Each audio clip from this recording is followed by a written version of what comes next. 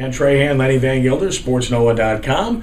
Hope you had a great New Year's weekend. It's great to be back with you. Of course, the Saints had a good weekend. They won their 8th straight game and clinched, of course, the 3rd seed in the upcoming playoffs from the NFC. They will play the Detroit Lions Saturday night, 7 o'clock in the Mercedes-Benz Superdome. And Lenny, I can't fathom another team playing better than the Saints right now in this league. I really don't see it. Obviously, people are going to point to the Packers because they are the number 1 seed and they do have home field advantage as they start making predictions, at least out of the NFC side. But you're right. The last 2 months of the season, I think the Saints have been the best team in football. So many records. We're not going to get into all of that. I think more than anything else, what we need to stress is this. Saints fans and really football fans should appreciate what they're seeing right now, because it's impossible to maintain this kind of level of offensive productivity over an elongated period of time. Maybe another year, maybe not, because in this league people adjust. So people should appreciate what they're seeing from this offense. Absolutely, and I think what you've seen is arguably, and maybe not arguably, maybe it's factual based on all of these records, this is the most prolific offensive season in the history of the NFL, just based on the sheer number of records that this team has broken. I think the standard had been, that Greatest Show on Turf Rams team of the late 90s and 2000. This team topped it.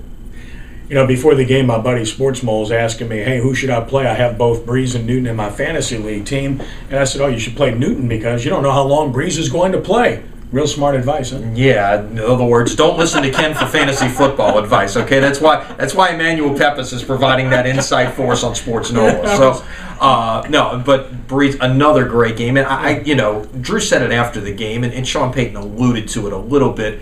But obviously, what they did last year in this very similar approach didn't work.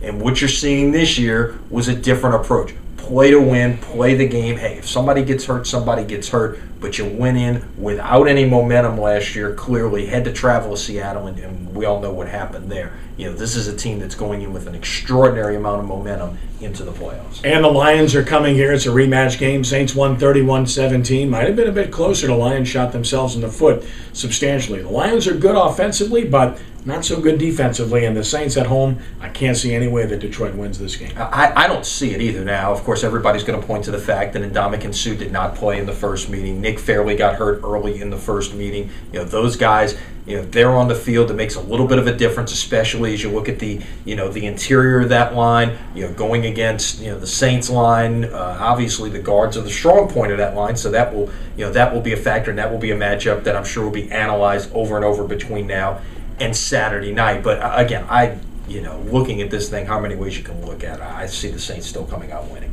Allstate Sugar Bowl tonight, Michigan, Virginia Tech. Michigan a field goal favorite. I've kind of gone back and forth on this game and ultimately decided on Michigan, even though Virginia Tech is the experienced team in the Sugar Bowl and in bowl games. Denard Robinson is such a difference maker, and Fitz Toussaint's a good running back. And, listen, I think Michigan's been in a little bit tougher overall. They played 10 teams that went to bowl games this year. Yeah, and one thing, we saw it last night in the Fiesta Bowl, and of course, as we get ready for LSU Alabama, we'll certainly look at it again.